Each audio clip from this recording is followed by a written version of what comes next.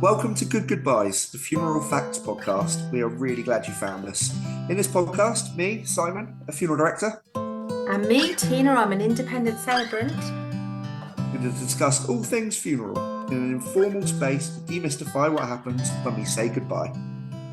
Based on your questions and queries, Si and myself are two industry professionals that are going to chat through the hows, whats, and wherefores.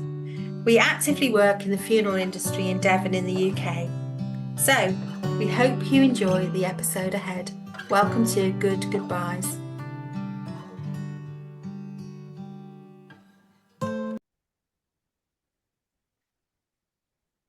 Hello, everybody, and welcome to Good Goodbyes. I'm Simon.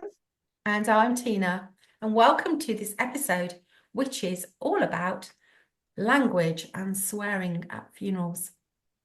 Yeah, so do we do a trigger warning at this point? Do we say there might be bad language, or are we going to be on our best behaviour, Tina? I think it could go either way, Si, to be honest. So I think we should say if there are little ears in the car or you do not wish anyone to be exposed to potentially be exposed to bad language, then please do Yeah, I will listen try and later.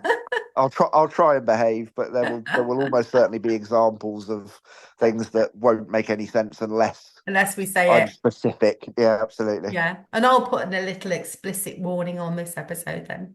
Yeah. It's a funny subject, but it does come up, especially with regards to music, doesn't it? Hmm. Because a lot of music these days, let's be honest, is explicit. Does have words that may not have been deemed appropriate previously that have kind of become more part of popular culture now and are more or less frowned upon. That's right. And feel more part of natural conversation. You know, there was a time, wasn't there, where any bad language, as it was labelled, would just be not publicly acceptable and frowned upon.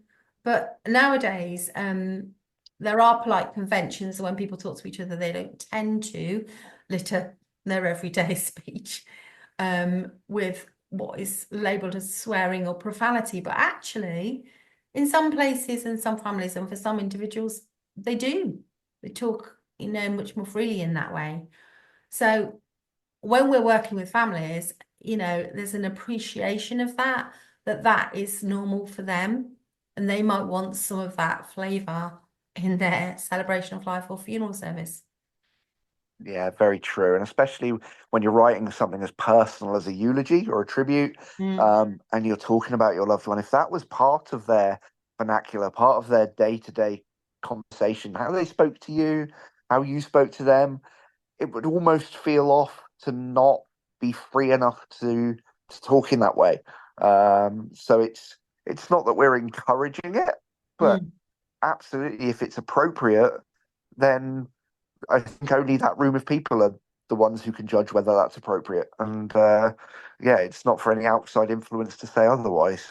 Yeah, I agree. And I think some celebrants and some ministers are less comfortable with that. And I think if that's the case, that's fine. That's professional choice. But therefore, just choose to work with um, funeral directors and celebrants who can fully represent you and what you want to say in the way that you want to say it. Yeah, I mean, Everyone might have their bottom lines around things like racist remarks, and that's something, to be discussed, I guess, with the family. yeah, I think we've discussed before that there's very much an element of the funeral director's role in kind of guiding families with regards to which celebrant or minister or whichever it is that they use. And I think if I'm aware very early on that this is a family that are going to be including that in their service, I absolutely have to make a judgment call as to who the most appropriate person is to work with in that instance, Mm. because of that. Because yeah, you're absolutely right, Tina. There are people that would be uncomfortable working in that environment, and ultimately, it's a job. It's you have to be comfortable at work. Like, Yeah, yeah, you can't be put in a position where you're not, and I wouldn't do that to a celebrant if I knew that was a specific kind of bone of contention. yeah, yeah. And sometimes when you So you sit with the family and they start to talk about their person.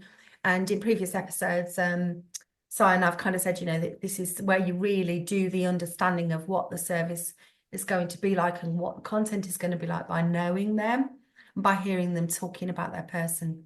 So when you start to hear these sort of things, you think, this is obviously somewhere where they'd like to say, like, so one family said, he would just call loads of things crap. So he would say, well, that's crap. Like, if they did tea and they didn't like the sausages, and he would just say everything was like that. So his service began with us saying welcome, and as John himself would say, well, this is crap. And everyone just roared with laughter because that was absolutely what he would have said. Yeah. So it's nodding to those kind of aspects of actually knowing the person. Yeah, definitely. And that only comes from conversation. And I think that there's probably part of the purpose of this episode is almost to tell you that as listeners that if that is the person and you're sat in front of a funeral director, don't be afraid to say that's who my person was. I like he spoke like that. We will be speaking like that. We will be using his language. He had a phrase that you might not like, but we're going to be using it. Or he had music that you may not feel is appropriate. It's not me to judge what's appropriate. If it's fitting for that person, it's right to have for that person's service. But it's not being afraid to have that conversation. No, and that's such a perfect way of describing it, Si. I love what you said because, bear in mind there will be a variety of people there often, and some of them will potentially have known the person better than the others, and they may have known the person in a different context. Maybe they knew them as a work person or someone they played sports with, or they knew them just differently.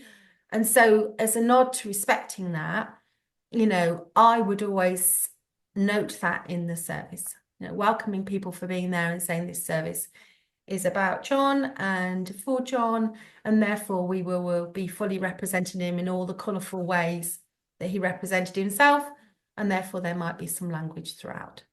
Yeah, So I would give it kind of a health warning. like that voiceover between TV episodes. That's the one. That's the one. Yeah. Yeah. So yeah, I loved what you said though about including what people want.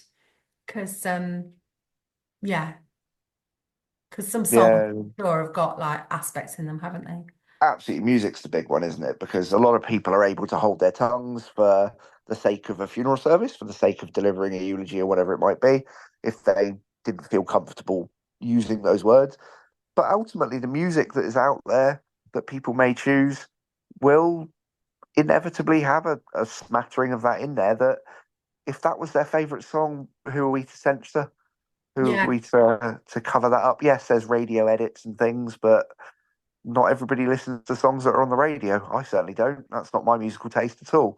No. Um, And crematoria and other places where venues where you might be playing this music, there's very little censorship in those nowadays. no, no, not at all. And it's again, it's knowing that it's okay. People understand. People know that if that's part of that don't don't go bowling around screaming from the top of your voice, this, that, and the other, because ultimately it's a place of respect, and are going to be other families about. There's going to be people from the service before or the service after, or people that are just in the office picking up ashes or whatever it might be. So be mindful, but yeah, don't be censored. Yeah, no, that's a really good thing to mention, isn't it? That, you've got your service going on, but you might be around other people who are there for other reasons or for their own service. So Yeah, just, swearing for the sake of it yeah, seems a little bit out of place, doesn't it? yeah, yeah, I agree. And uh, um, and there being swearing because it's a nod to the way that that person lived their life is different from swearing at anyone who's around you. So, Yes. sometimes at these events you can have differences of opinion, but we would always do our best to encourage people to just put that to one side for the day. Yeah, absolutely. I'm going to leave you with one little parting blow, just because it's good fun, and we couldn't get all the way through without me mentioning it. I have had a coffin with the nameplate, and the bottom line of the nameplate was quite simply, if you don't like it, fuck off. And that was on the coffin. It was on the coffin. It was his favourite phrase. He'd say it about literally everything. Every dinner he put down in front of his son, that's what he'd say. It was just part and parcel of who he was. And they decided that's what they wanted on the nameplate, so we did it. Aww. And I bet that was very him. It was very, very him. It was even on the back of the order of service. Yeah. But there we go. We couldn't get through the whole episode without being slightly inappropriate.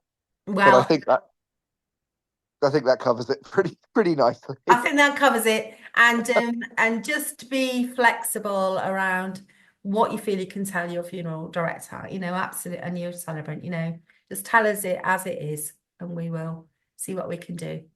Exactly. So thanks again for joining us. Thank you all, and we'll see you at the next one. Take care. Bye-bye.